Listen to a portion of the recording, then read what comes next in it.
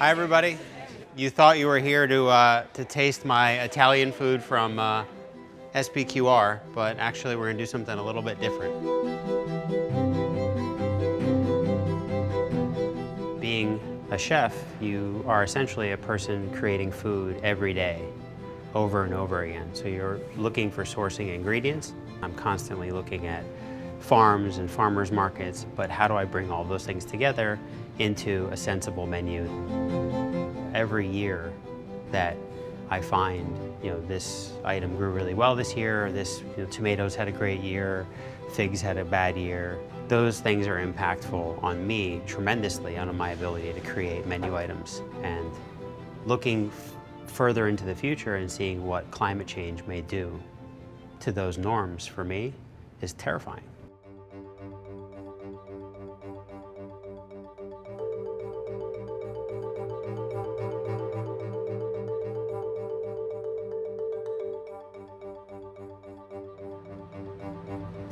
Every place is going to get warm, okay? And the intensity, there are going to be heat waves and droughts. It's going to be very difficult to rethink the entire food production.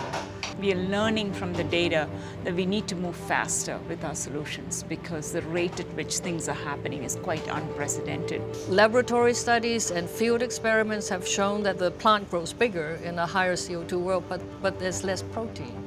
So you have to rethink what is a vegetarian diet and what is being fed, from the whole food chain, from the alfalfa, from the grass up to the cattle. But now the data are coming in, and we have lots more data, and even without the models, the data are showing us how rapidly things are changing. I'd like to give you a menu, just a regular SPQR menu, and have the scientists look through it and maybe tell you what might be not possible in the 4C world. I can see the buckwheat right away.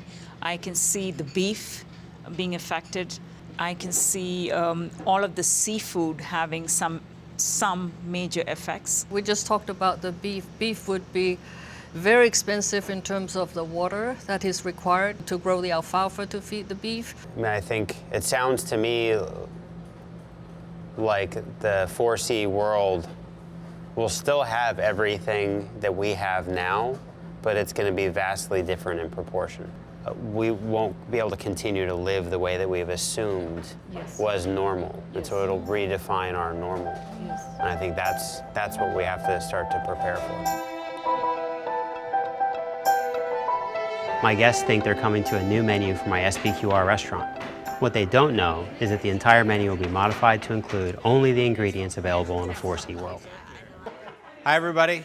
You thought you were here to taste my Italian food from SPQR, but actually we're going to do something a little bit different. I'm working with the team at Western Digital to come up with a menu tonight for you that reflects what things might be like if the world was 4 degrees Celsius hotter, and how that would affect me cooking through my Italian lens and creating a menu for you tonight. So for the first dish, I wanted to take something as ubiquitous as a Caesar salad. These are the kind of ingredients that require a lot of land and a lot of water to produce. And in a 4C world, we may not have those. And we may have to turn to our oceans. So what if a Caesar salad was made with seaweed instead of romaine lettuce? The anchovies might be more available because that's a small fish, and larger fish will have a harder time in a hotter climate coming to full maturity. And then we're going to top that salad with one sort of 6-minute soft egg. Those may become really precious luxury ingredients. So we'll top it with just an egg and the anchovies.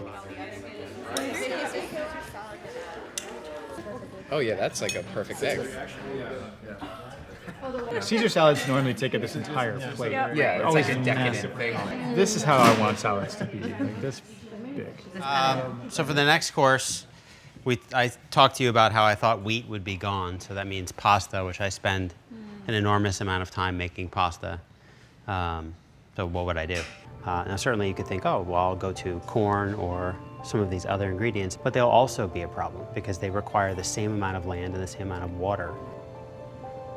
So we've made noodles with a powdered root starch, and then we'll glaze it in celery root we'll make a creamy puree of the celery root and bind those starch noodles in that, mimicking sort of an Alfredo concept. Thank you.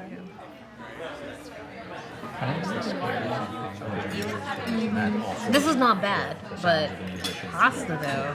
I would not choose Konjac. Over pasta. Overrated I'm glad pasta. you said that first because I'm on the same page. In thinking about climate change, one of the most American thoughts on food is meat and potatoes. Potatoes probably will have plenty. Beef, no way. And so what you're gonna see is that complete flipping of that concept, and it'll be potatoes and steak. Smoking butter would be a way to help preserve it, again, to add additional flavor. We've had to rethink how we add flavor and how we compose dishes, and this is a good example of that. Like everywhere, what part of the world? I want to say Singapore. Okay, but I'm looking at your portion. It's so little. I'm concerned. I'm immediately concerned. It's in a bowl. You're not getting a steak cut. You're getting the little bits and the flavor and the nutrition from it. I would definitely miss steak for sure. Okay, so last course, chocolate, or the lack thereof. We take for granted the availability of things that are sweet, like cocoa. We may lose those crops entirely. There just won't be enough availability. Thinking about dessert, I wanted to hearken back to what we might grab for thinking about wanting chocolate or wanting that classic dessert. So we did a chocolate, we used carob, which grows on a tree and has long been sort of like the poor man's chocolate. It'll be an interesting taste. It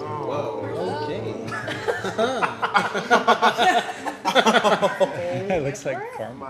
I'm like scared again. Yeah, you gotta be. Oh, I just don't understand. Not what?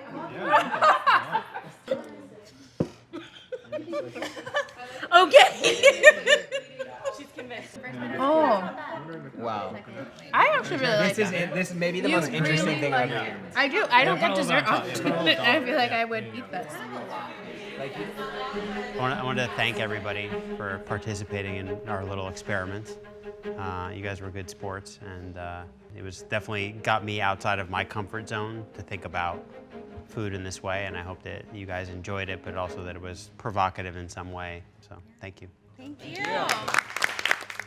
I've eaten at SPQR before, and so I thought I had a good idea of what I was gonna get. Pasta is traditional Italian stuff, but we end up getting this neo-futuristic idea of what food could be. And, you know, we hear a lot about climate change and what that's going to mean for us, but it's another thing to be confronted with a meal that would be totally different than what you would, you know, be eating today. It's directly affecting our lives. Like, it's not just the polar bears aren't going to have ice to stand on.